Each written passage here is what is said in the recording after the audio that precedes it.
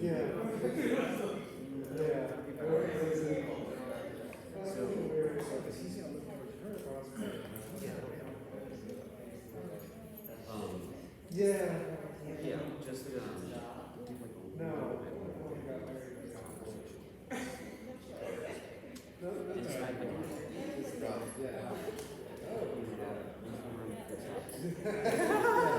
Happy socks. that was me this morning.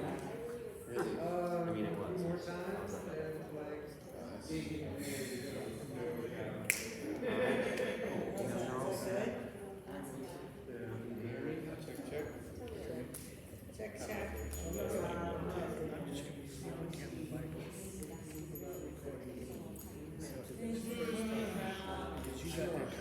Burning Man. I know, right?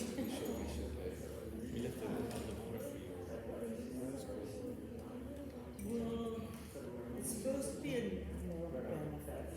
Or bigger. So Studio Drift has the exhibition at the shed. Yes. Just check. Yeah. Yeah, no one uses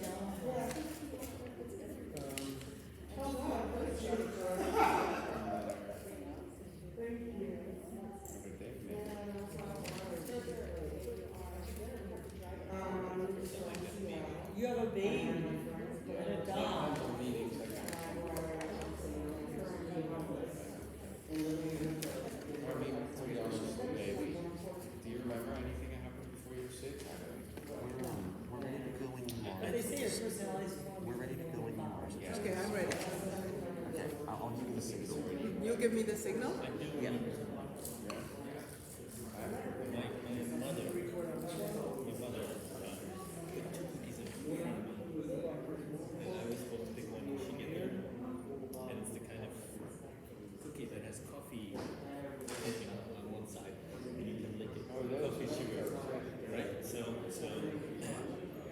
Hi, today we're speaking with Hank. I think we're about to start. Yeah, that's fine. Today we're talking about how Burning Man has influenced the art world. And by the art world, I'm using that in a really generic way, and I'm putting brackets between art because as far as I'm concerned, the whole world is art. The whole world employs creativity in every sector of the world. But here we have visual artists today and many other things. I'll start by introducing Ralph. Ralph Nauta is part of Studio Drift, which was established in 2006 with his colleague Monica Bourdain. I hope I pronounced that well. Bourdain? Yeah. Bourdain. Their work explores the relationship between nature, technology, and mankind through a process involving collaborations with scientists, university departments, research facilities, programmers, and engineers. Studio Drift draws their inspiration from nature as a starting point, both in a formal and philosophical way, while the creative process is fueled by innovative techniques.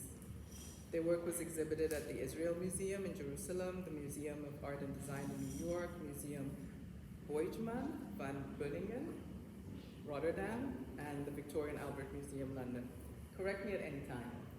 Their work is also included in the permanent collections of the Rijksmuseum Amsterdam, San Francisco Museum of Art, the Stedelijk Museum in Amsterdam, and the Victoria and Albert Museum, which I said already. Currently, Ralph has an exhibition up in New York, that's why you're here, with Studio Drift. It's at the Shed in New York City, so if you get a chance, you can head over there and check out what he's been working on. Next we have my old friend and the perennial burner, who has, I mean, Lindsey, I can't say enough good things about Lindsey. She is a little bit of a witch, I would say. She creates things out of nothing. And she basically manifested this whole thing here. She put all of us together and basically put me to work, which is what artists do. So she's a mixed media artist living and working in LA. She currently has a group show in LA, all female artists. And her art employs various media to explore ideas of technology, science, human connection. Lindsey's artistic process stems from investigating memory, dislocation, and environment. In 1992, she began developing a drawing language that connects us to computers and the invisible world via the infosphere. That's what she describes it as. And next we have our third panelist, Hank Rogers, who is a pioneer in computer gaming. He's the entrepreneur behind the game Tetris, which I think everyone knows what Tetris is by now.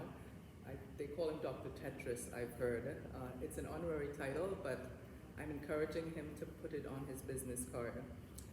He's a serial entrepreneur, he's a technology innovator, he's also a fierce environmentalist and a supporter of the human drive to explore and settle on other planets.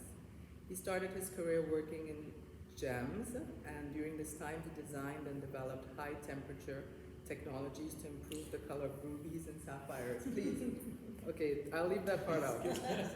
But he is also, can you add what you mentioned before, because there were too many names about Guam, and please tell us that. So we were talking about honorary stuff. I'm the honorary consul in the Kingdom of the Netherlands, so Hawaii, Guam, and the Northern Marianas, wherever the hell they are. I think that's a great place to start the conversation because, as you know, one of the pillars of Burning Man is this idea of radical inclusivity.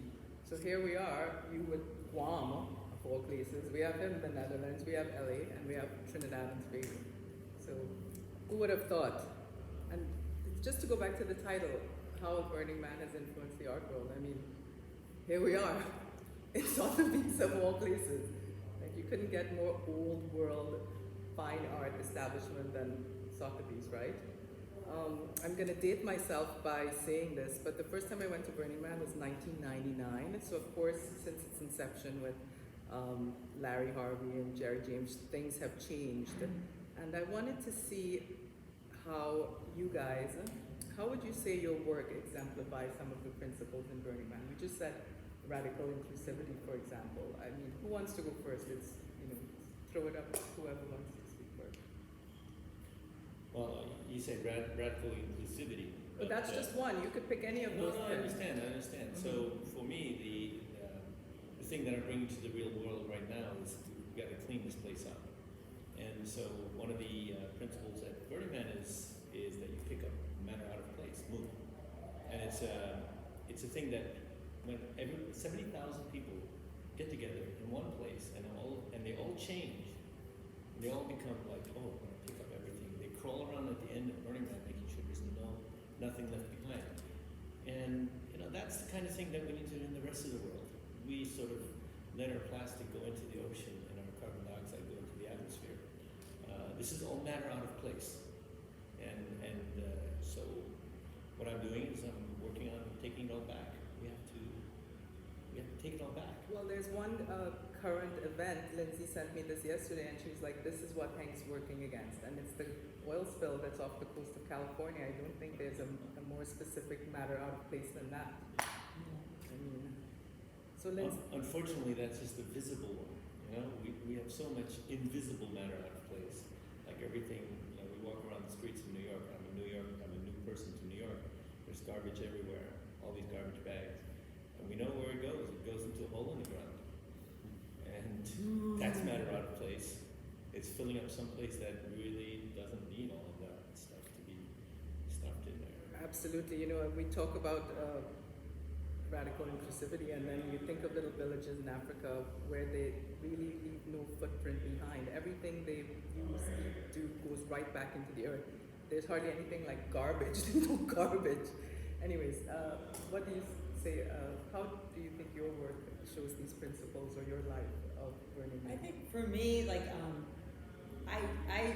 artwork's always been about connecting people, and Burning Man is just kind of emphasized being a 10-year burner, and how the people I meet and the way I go through Burning Man, I haven't done really large projects like Hank and Ralph, but I kind of participate with my energy, and I do drawings, and I connect people, and I meet people, and I think with our way of just even living through life day to day, I just bring that to the world. I'm like, oh, this person should meet this person, and maybe they have an idea to help this thing, and I mean, I don't really have any objectives, but to just kind of help people, humanity, the world along its way. So it's like I do a lot of nonprofits with my work. If I can raise money, like when they asked me to do this project for Burning Man, I thought, of course I'll donate a painting. I'd love to raise it. And it's funny, they give you the chart like, oh yeah, I'll donate most of the money, 75% to Burning Man and the projects, and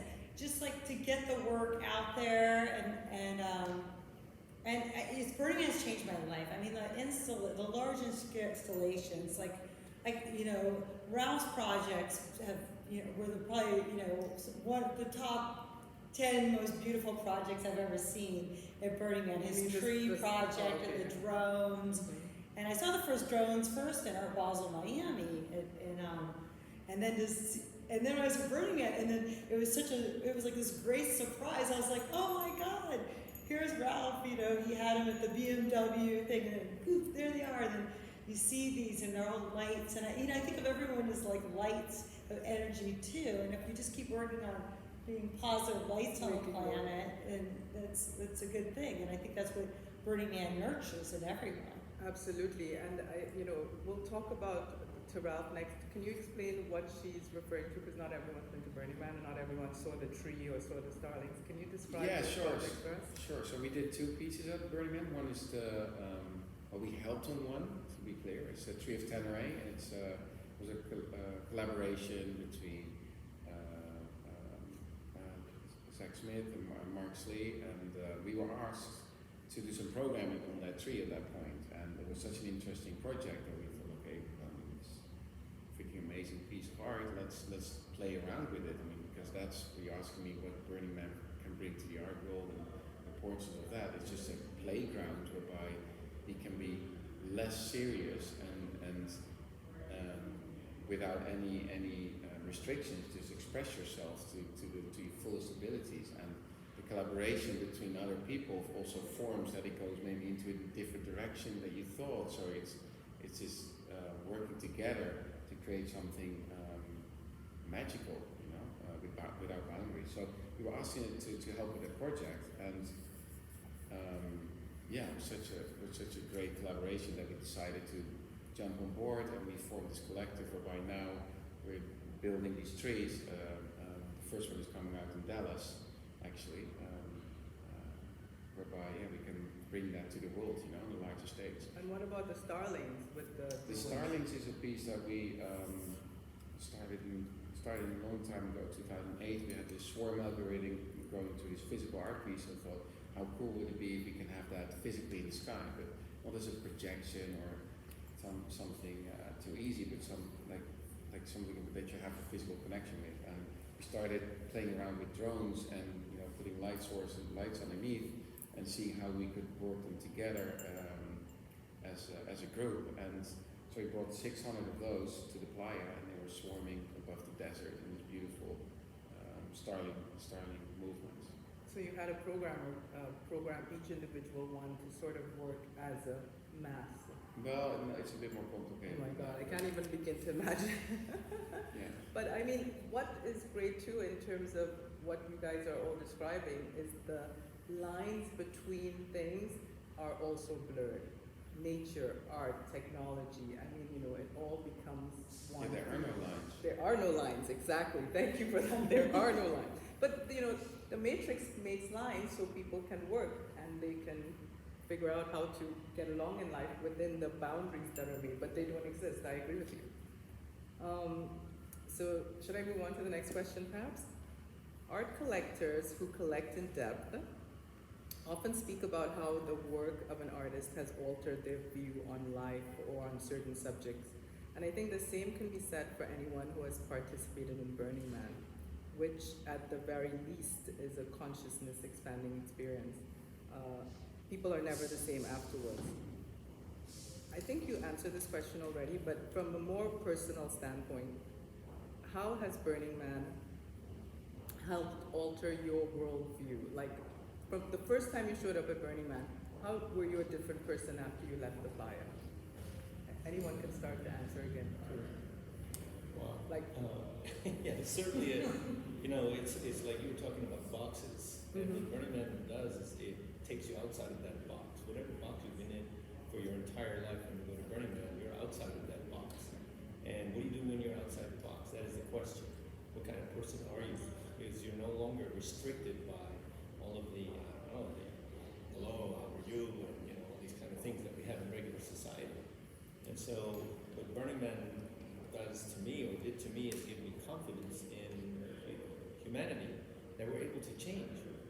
Because when people pass through the gate of Burning Man, we call it a gate, the portal, whatever you want to call it, you go through, and once you're inside, you're a different person. You're a different person, and it's like that. And then in fact, when you leave, it takes a long time to get back to the real world. You have to it's called decompression, and it tails off. And the more I go to Burning Man, the longer it takes to tail off. And I kind of live a little bit of Burning Man in my real life. I hug people. I pick up, move when I'm in the bathroom. It's like, what the hell? Why do people leave the stuff behind? I pick it up. I take my towel, pick it up, and then put it in the rubbish can. It's just little things like that I realize. Oh my gosh, it's changed me in a kind of fundamental way. I care about people a little bit more. Yeah. And that thing you mentioned about, I don't know if you could call it the same as dropping your mask. So you get on the fly, and all of a sudden you're your essential self. You don't have this costume on anymore. You put costumes on, but the costumes are really sort of feeding your spirit, your soul, who you are essentially. And then you get back out in the world and you put on the regular clothes and your mask is back on. And sometimes it falls off, back on again. Yeah. So it's not so much about changing yourself or being something different. It's actually being yourself. It's the child within you that can play again. There's you can do whatever you want. If you want to walk around naked, it's fine. By all means, you can explore. You can find some amazing people that you never imagined you would be in touch with, and sit next to them and start a conversation about their daily lives and learn from them. And it's just complete open in any way and form. With all the respects needed to create a beautiful society. And for everybody that walks in there for the first time, it just shows the possibilities that we have as humans to become what we were intended to be. And so it just shows the potential of the human being on so many levels. And I think, everybody resonates to that. Yeah. Well, it's some people who go to Burning Man have also had experiences where they have worked with plant medicine. I know, for example, Lindsey and myself. And it's a similar thing about the journey taking you where you were already heading. Like, you become more of yourself. You show up there and whoever you are becomes distilled to its finest essence. I think Burning Man has that effect, even without any plant medicine or stuff like that. Well, yeah, the first 2 years I went, I didn't drink, I didn't take any alcohol, I didn't take any drugs. It was just me exploring and understanding the art and meeting beautiful people. So it's definitely just maybe a layer that you can explore, but it's not needed. It doesn't have to be part of that journey. I would say there were a couple of art pieces I did understand better when I took a little bit of LSD. Interesting. But I think it's such a high vibration there that you don't need to. Like, I went with my friend Cab, who lives in Hawaii. He was my campmate for a while. That's how I ended up at Tetris with the people camp Camp Tetrion for 5 years. And he was just out there doing Tai Chi and stuff like that. And he was just so high and such a happy person. Everyone's in such a high, it's such a high vibration place. And I think when you get there, you feel it. And then, you like you said, you can wander in and talk to all these different camps. And there's hula hoop camp, there's bondage camp, there's technology camp, there's DJ camps. Barbie Death Camp. There's Barbie Death Camp. There's like so many different camps. It's just it's just such a wonderful place. And until you really go there, people go, oh, I've been Burning Man, I've seen pictures. I'm like, you have to have your feet. You have to have the dust on you. Absolutely. Or you weren't here when I said phones off. So that's okay, you're excused. But for myself, going back to the question of how we were changed after Burning Man, I remember when I left there, I thought to myself, at that time I only had a green card, and I thought to myself, if America has created this amazing thing called Burning Man, I'll be happy to be an American. And it really pushed me over the edge. I can tell you a little story about we had an older guy staying in our camp, and we called him Abdul. Everybody gets a name, and I remember Abdul. you remember? Yeah, his yeah. name Abdul, bearded, turban. Yeah. I mean, he looked like somebody from Afghanistan. And in fact, that's what his job was. His job was to go take pictures of construction projects in the deep dark of Afghanistan where there are no troops. And if they brought the pictures back and said like it worked, they actually built something, they would get more money to build the next thing. So he's like a hero wherever he went, except if guys with guns showed up. If guys with guns showed up, being an American wasn't a really cool thing. And so then he would like take on the guise of a deaf, dumb construction worker from Turkey. So that happened because if he spoke at all, it would be over. And that's how he got away with it. But and he's his concept before he became the Burning Man was like, like America's military might. Each of these guys cost like $1 million to keep here, and they're fighting against guys who are like $1 a day. They go to Peshawar to get bullets or whatever. I mean, they don't have any armor. And they're still breaking even. So, his opinion was all this decadence and all this money and all this technology doesn't mean anything because it's equal to basic human. But then he came to Burning Man and he said, you know what? I changed my mind. We have this and they don't. I mean, what we have is radical creativity. We have like bursting at the seams creativity, and that bursting at the seams creativity wins in the end. I mean, culturally or mentally or spiritually, however you want to look at it. This is a blossoming of humankind, and we see the evidence of it at Burning Man. Yeah. And it's part of the freedom that we have in this country. Mm-hmm. And yes, Well, I love it for that. What you're speaking about leads me to your next question. I literally have here, Hank, one of the art projects you did at Burning Man included hundreds of light bulbs. Can you tell us about the project, how it came out? Okay, so this was not my project. I have to say that I'm trying to end use of carbon-based fuel, and Burning Man, I mean, every camp has a diesel generator, and we got to do something about that. So I started thinking about that, and so I built this 8-foot container. It contains panels and batteries and everything. And we looked for the biggest art project at Burning Man at the last burn, and that was the Folly. And the Folly basically had 400 light bulbs. It had a courtyard, sound system, little shops, and there was this big ass generator that was going to power the thing. And we basically replaced the generator. It never turned on. We ran the Folly for the entire burn. And so to me, I was doing it, I want the future, I would like to have a zero carbon burn by 2030. Yeah. And so the question is, how can we replace the I don't know what you want to call it, somehow we're like attached to fire, what would the Burning Man be without burning a man? Well, we tried this year with the drones. Yeah, you did the No, I know, I was there. Of course I was there. And it's great. It's a hint. We should be able to do things electronically that are still like, wow, that kind of thing. I agree. So The drones are I want to go there, and Burning Man has to lead the way. Yes, I 100% agree. Right. Yeah, it's no easy mission, man. It's a toughie. Everything is tough until you think it's easy. When you think it's easy, then it's not so tough anymore. Yeah.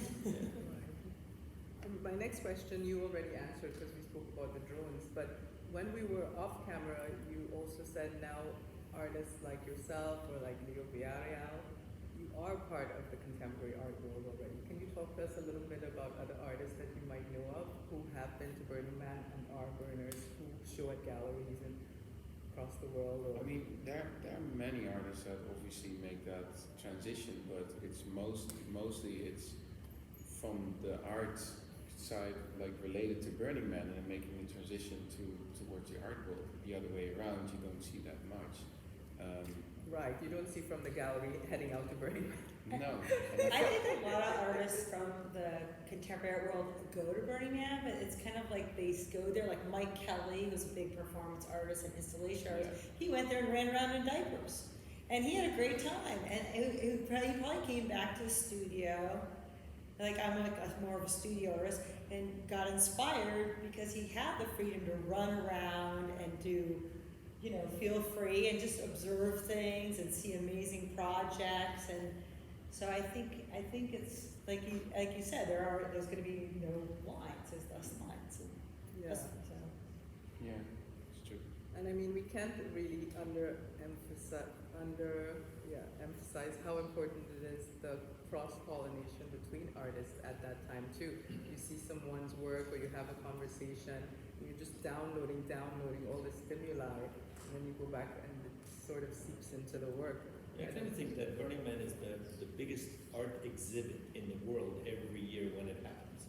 I mean, there's like giant art, there's performance art, there's music, there's every kind of art, and they're all mixing together and cross-pollinating. It's, yeah, if anybody wants to see art, or technology, by the way, if you want to see how did they do, I mean, yeah, your flock of drones, are you kidding me? Like, how the hell did they do that? You know, there's always things of how did they do that? Like, how did they bring the 747 to the playa? Wow. Are you serious?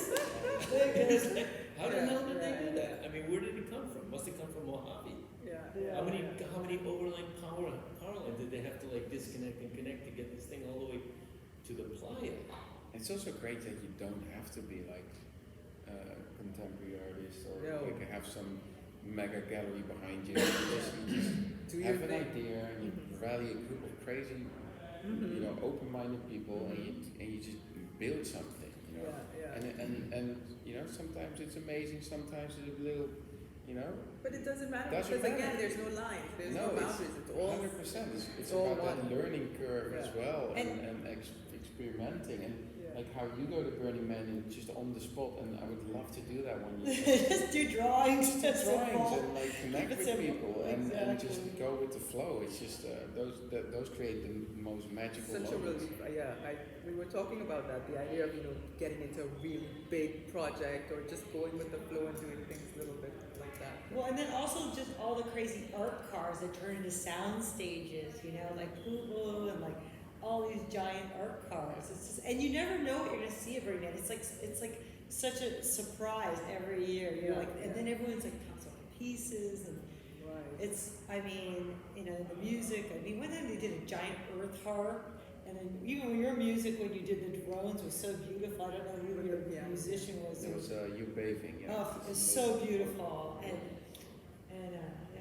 Well, tell us, Lindsay, while you're speaking, tell us about your piece here. How does it, tell us about the work that's in the exhibition around the space. Well, that's a kind of an abstract expression, like a surrealist painting about, you know, I did it during the pandemic, and it's just, you know, it was about just friends looking out for friends.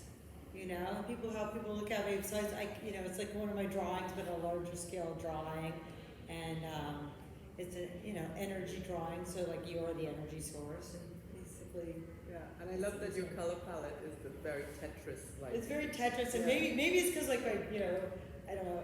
When I really first fell in love with Burning Man was in 2008, and I just couldn't get off the dock car. It was the disco dock, and I was just like, it was the first time I really got the sunrise camp. It was a fuzzy dock, the dock, and the robot heart. And I was like dancing on this dock, and I was like, I'm in love with this place. Under the stars. I understand that. So I brought this up to Lindsay when we were thinking of what questions we could have for the panel, and then she was like, no NFTs. But thankfully, Ralph brought that up the other day, so I'm going to bring that. No, I think it's NFTs. And I think it's great. Anyone could answer this, and everyone should answer in whichever way they like, because I'll just read what I have here because it's easier for me. So one person at the opening said that it was strange to have the concept of Burning Man within these walls. But the idea of technology and contemporary art leads us directly to one of the great disruptors of our time, NFTs, which a year ago I don't think people wouldn't have guessed would be a medium of art that we would see in an auction house.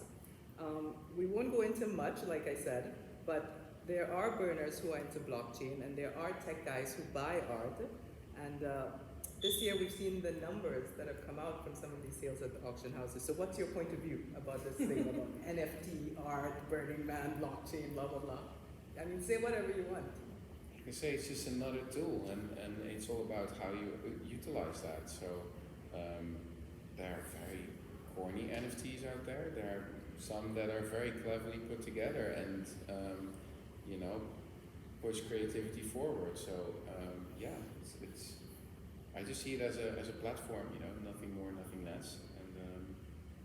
And I like NFT. I don't mean to say. I think NFTs are great because it helps all the digital artists for the first time get exposure in the contemporary world, and they were kind of like left behind.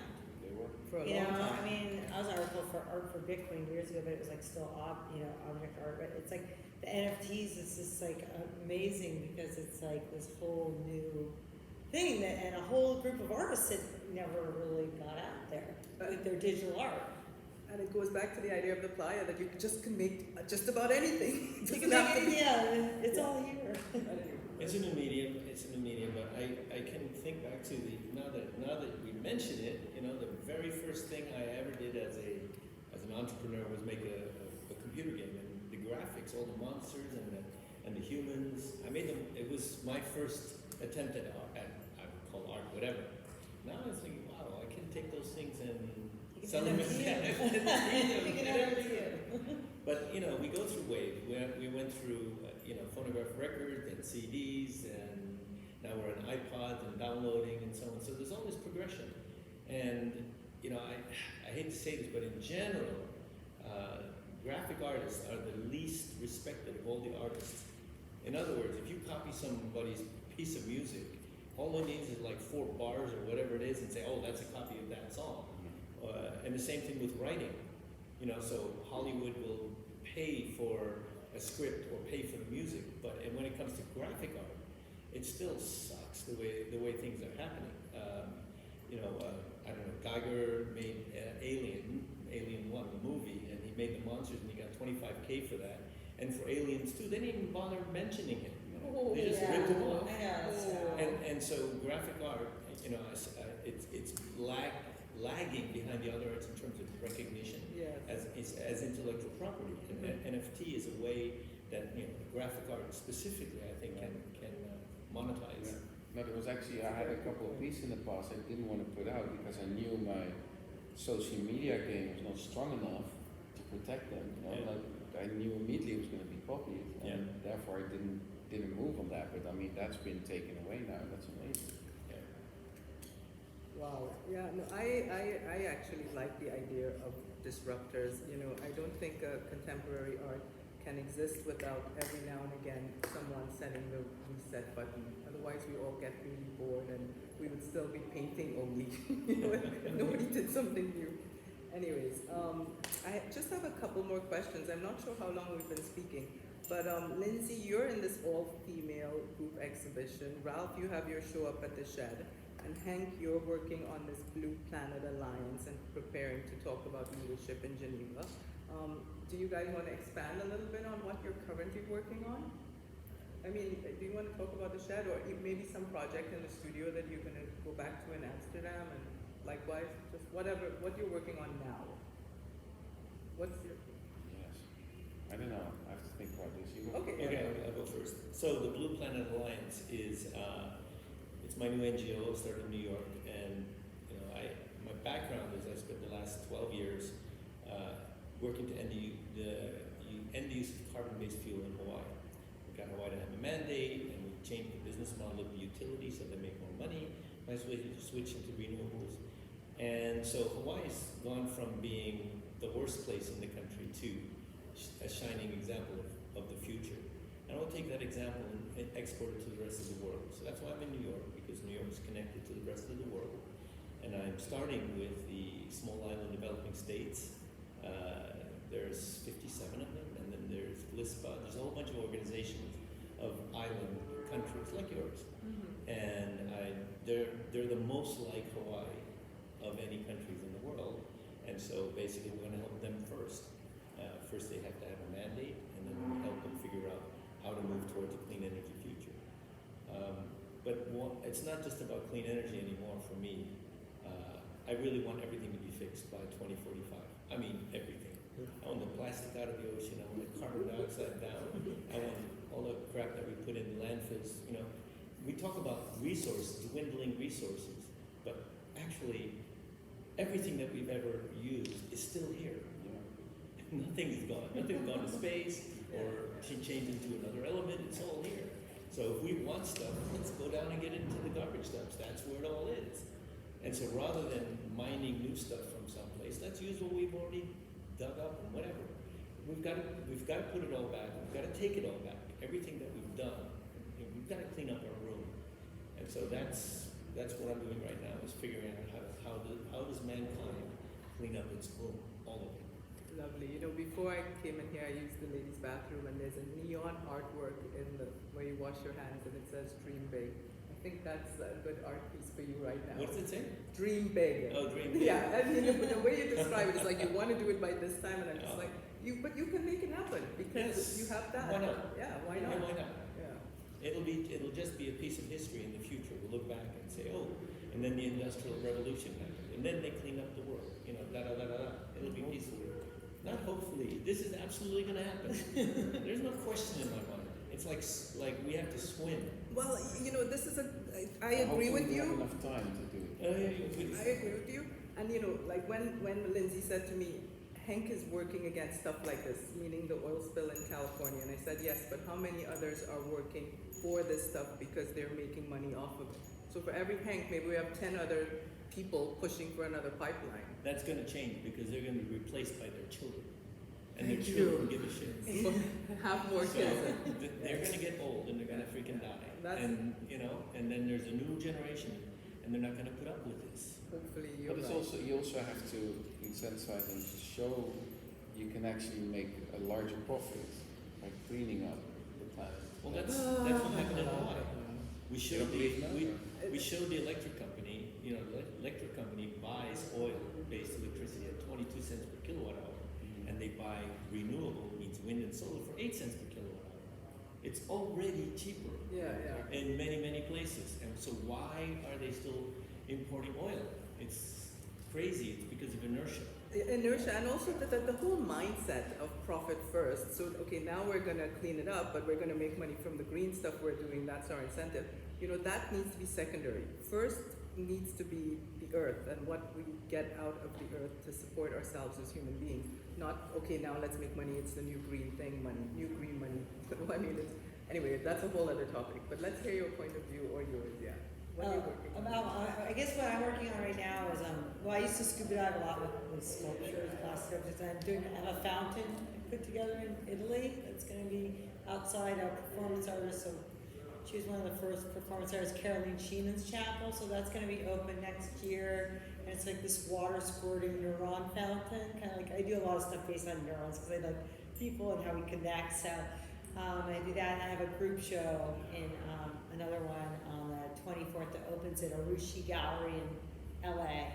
So working on that, and then I don't know. Back I'm to getting the more studio. inspired. I seem to be going more into sculpture.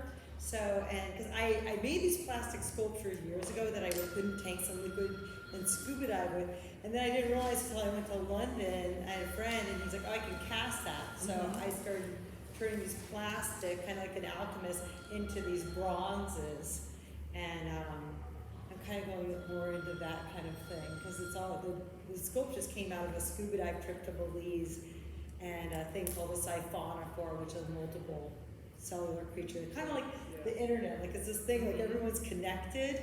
So it's like, you know, if we were a siphonophore, you'd be the head, you'd be the tail, I'd be the stomach, and we'd go like, you know, it's a colony creature. You're like, what is this creature? It's hundreds of feet long, and then I used to relate it to how the internet is and consciousness. So I'm kind of still doing that whole thing, and yeah, that's what I'm pretty much working on. And then, you know, I did a cool residency, and I'm getting those paintings out there now that the galleries are open, called the Lucid Art Foundation, which was started by Gordon Oswald Ford. He was one of the last surrealists.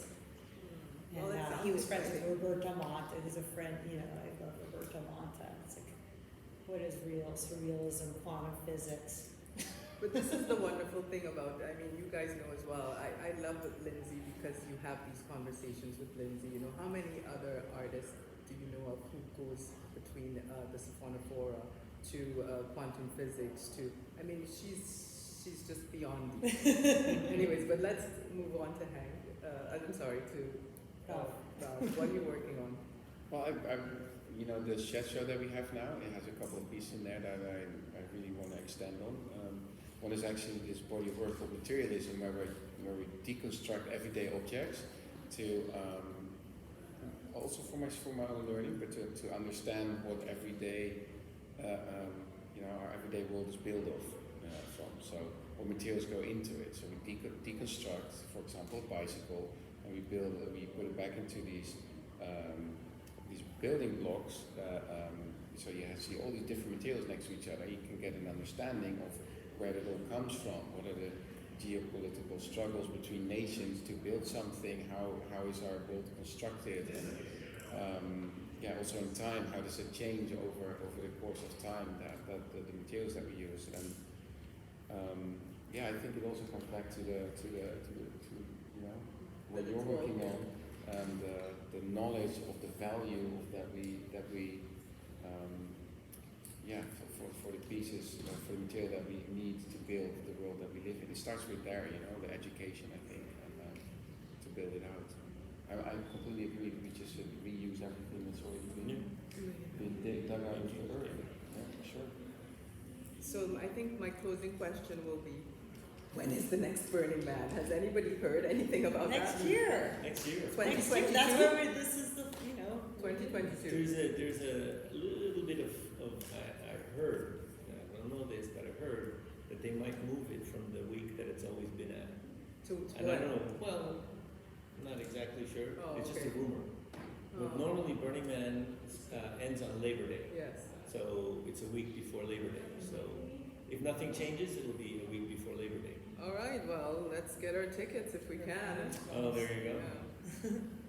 I'm going to bring my son because he is the future. 6 years old, he's from this environmentalist sort of background, and he's totally into art, and he understands about saving Mother Earth and about social justice and stuff like that. And I mean, all these kids being born right now during the pandemic, as one person said, you know, Mother Nature's thriving.